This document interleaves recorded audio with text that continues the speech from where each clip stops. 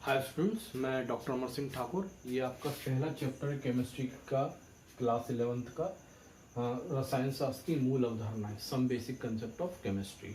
तो अब हमें इसको जो है स्टडी करना है, some basic concept of chemistry को। सबसे पहली बात हम ये करेंगे कि रसायन शास्त्र या केमिस्ट्री क्या होता है ना। तो केमिस्ट्री जो वर्ड है, केमिस्ट्री जो शब्द है वो काय से आया है? कीमिया से आया है ना।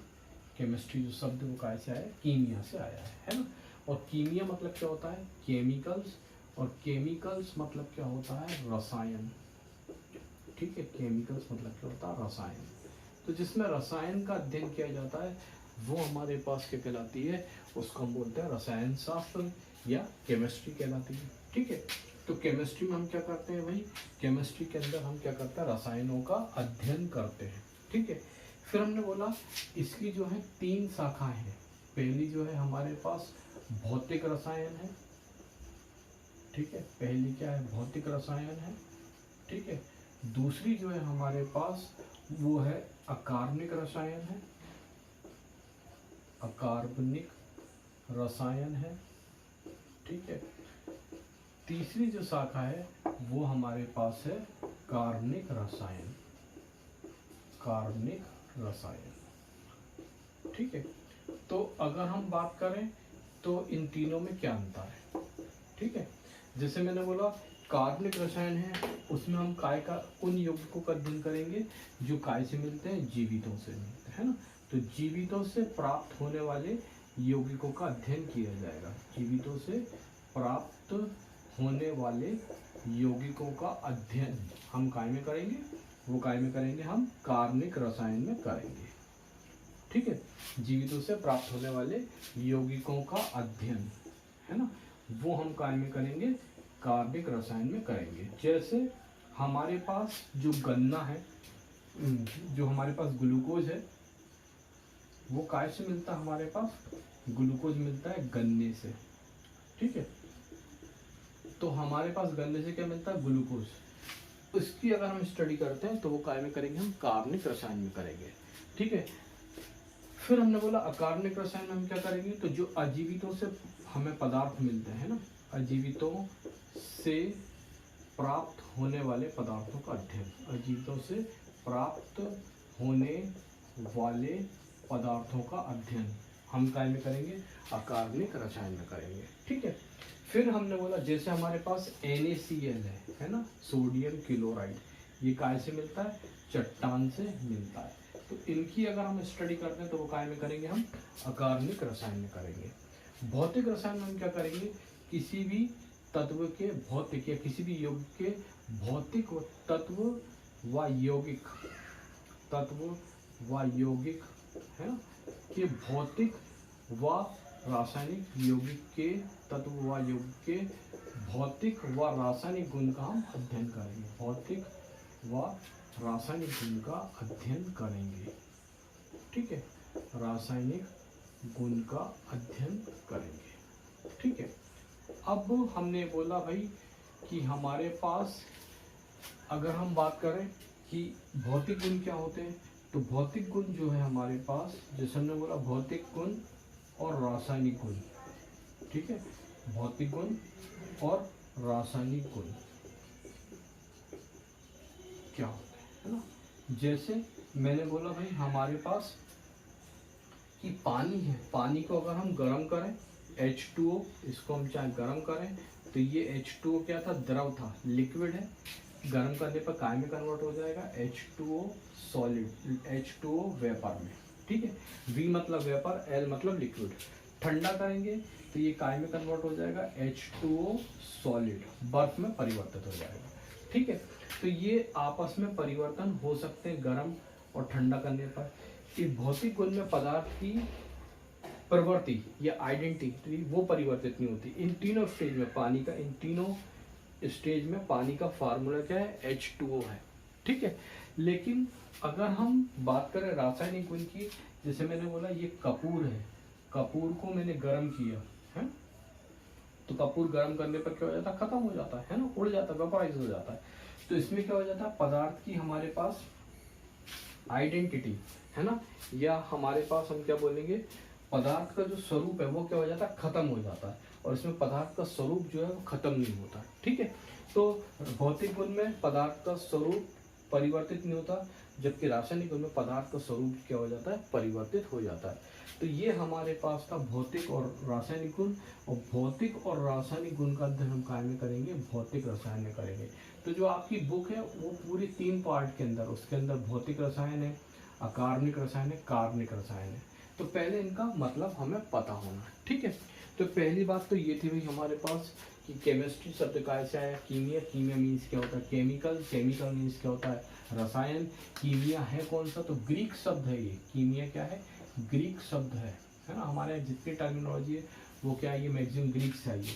तो उसका अर्थ क्या होता है, रसायन, रसायनों का अध्ययन, वो क्या कहलाता है, रसायन शास्त्र या केमिस्ट्री, ठीक है ना, रसायन शास्त्र बोलते हैं हम उसे, ठीक है, या क्या कहलाता है वो हमारे पास केमिस्ट्री। 3 ब्रांचेज हैं, 3 शाखाएं हैं, भौतिक रसायन, है ना, अकार्बनिक रसायन और कार्बनिक रसायन। ये ऑर्गेनिक केमिस्ट्री कहलाती है, ठीक है।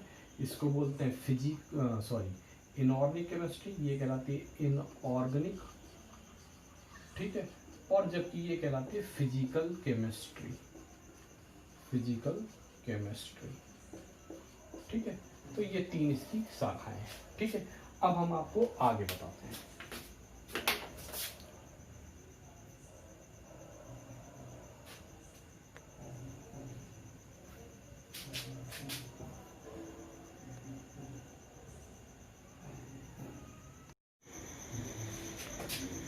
नेक्स्ट है, अगला है हमारे पास, और वो है अभिक्रिया, है ना। अभिक्रिया हम क्या बोलते हैं, अभिक्रिया को रिएक्शन, इंग्लिश में क्या बोलते हैं, अभिक्रिया को रिएक्शन। और अभिक्रिया क्या होती है ना, तो एक पदार्थ का दूसरे पदार्थ में बदलना, एक पदार्थ का दूसरे पदार्थ में बदलना, एक पदार्थ का दूसरे पदार्थ में बदलना अभिक्रिया कहलाता है। दूसरे पदार्थ में बदलना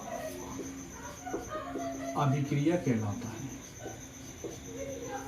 बदलना अभिक्रिया कहलाता है। एक पदार्थ का दूसरे पदार्थ में बदलना अभिक्रिया कहलाता है। और अगर हम बात करें तो अभिक्रिया को संतुलित करने के लिए, है ना, अभिक्रिया का एक पदार्थ का दूसरे पदार्थ में बदलना अभिक्रिया कहलाता है। और अभिक्रिया को संतुलित करने के लिए, किसी अभिक्रिया को संतुलित करने के लिए हम निम्न विधि का प्रयोग करते हैं। अभिक्रिया को संतुलित करने के लिए, है ना, हम निम्न विधियों को प्रयोग करते हैं, करने के लिए निम्न विधियां प्रयोग में लाई जाती हैं, ठीक है।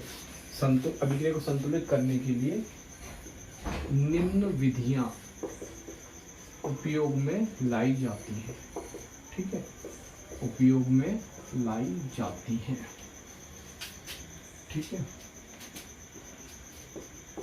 कौन कौन सी विधियां हैं वो, तो मैंने बोला हमारे पास पहली जो है उसको हम बोलते हैं हिट एंड ट्रायल, है ना, हिट एंड ट्रायल, या हिंदी में हम क्या बोलते हैं, ये कहलाती है अनुमान विधि, ठीक है, अनुमान विधि। दूसरी बात करें तो वो क्या होती है, आंशिक समीकरण विधि, आंशिक समीकरण विधि, आंशिक समीकरण विधि। तीसरी कौन सी होती है, तो तीसरी होती है ऑक्सीकरण विधि,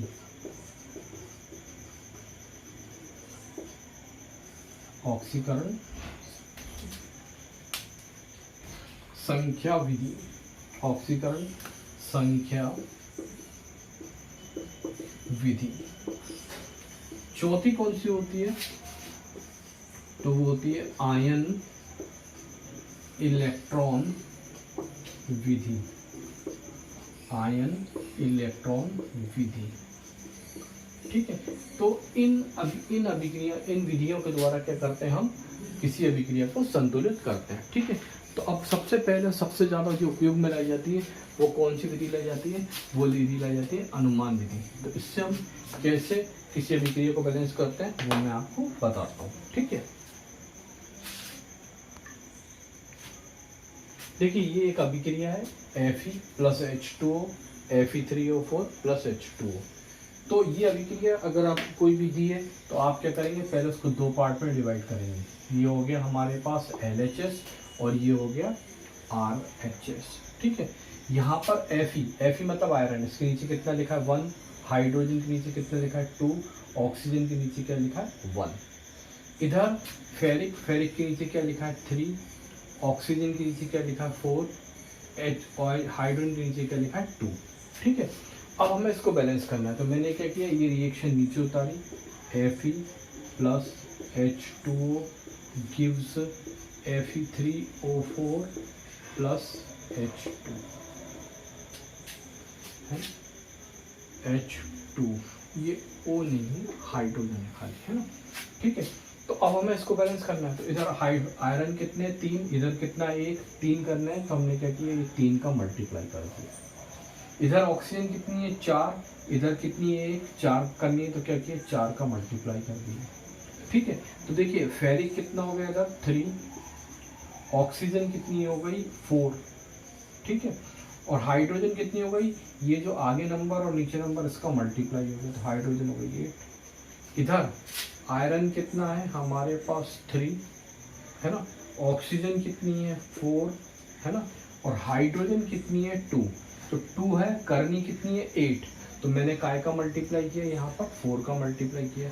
तो देखिए हाइड्रोजन कितनी हो गई 8, ये नीचे मल्टीप्लाई, ये आगे था 4, ये नीचे था 2, इनका मल्टीप्लाई हो गया, 4 2 जा 8।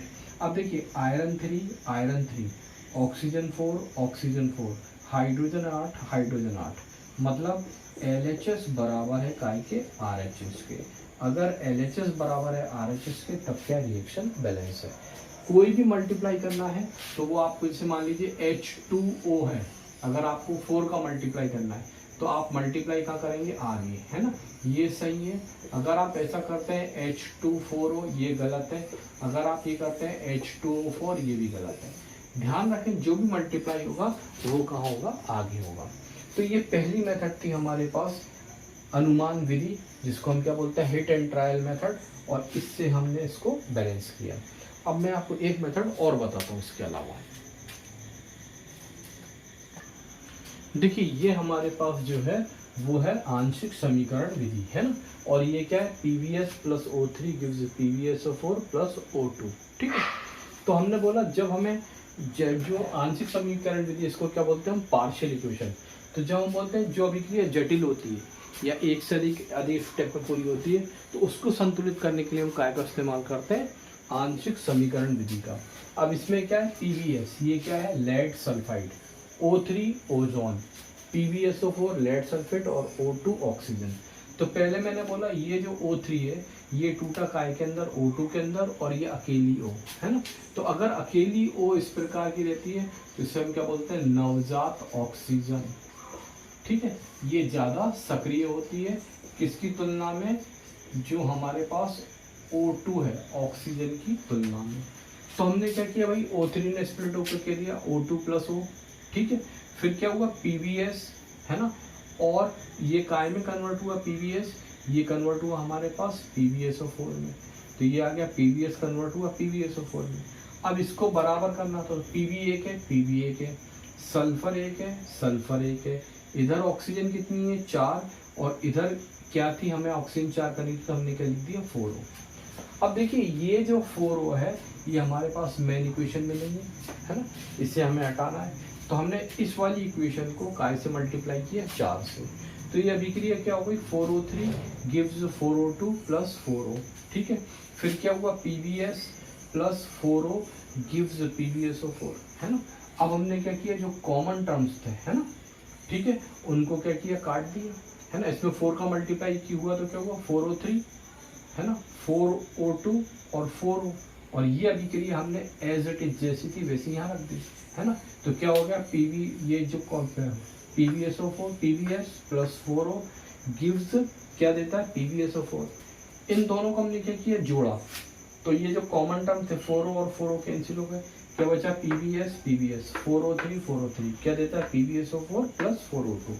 Pb कितना है 1, Pb आ गया 1, सल्फर कितना है 1, सल्फर 1, ऑक्सीजन कितनी है, इसका और इसका मल्टीप्लाई हो जाएगा, कितना हो जाएगा 12, 4 3 का 12। इधर Pb कितना है 1, सल्फर कितना है 1, ऑक्सीजन कितनी है 4 2 8 प्लस O4 कितना हो गया ऑक्सीजन 12, मतलब LHS बराबर है काय के RHS के।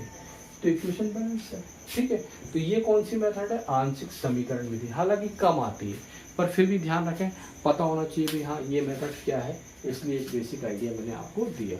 अब मैं आगे आपको बताता हूँ। ये निम्न अभिक्रियाओं को संतुलित कीजिए, है ना। कौन कौन सी अभिक्रियाएं हैं, ये है आपके पास कौन कौन सी है, N2 + H2 क्या देता है NH3, H2 + I2 आयोडीन क्या देता है HI, C2H2 + O2 क्या देता है CO2 + H2O, NH3 + Cl2 क्या देता है नाइट्रोजन + NH4Cl, KClO3 क्या देता है KCl + O2। इनको आप कीजिए, आपके जो भी डाउट हैं वो आप मेरे मोबाइल नंबर 9893186602 पर पूछ सकते हैं। मेरे चैनल को सब्सक्राइब करें और आपके जो भी डाउट हैं वो आप मेरे चैनल पर पूछ सकते हैं। ठीक है, नेक्स्ट लेक्चर में हम कुछ और अगली चीज़ें देखेंगे, सूत्र, मूलानुपाती सूत्र और आगे की चीज़ें।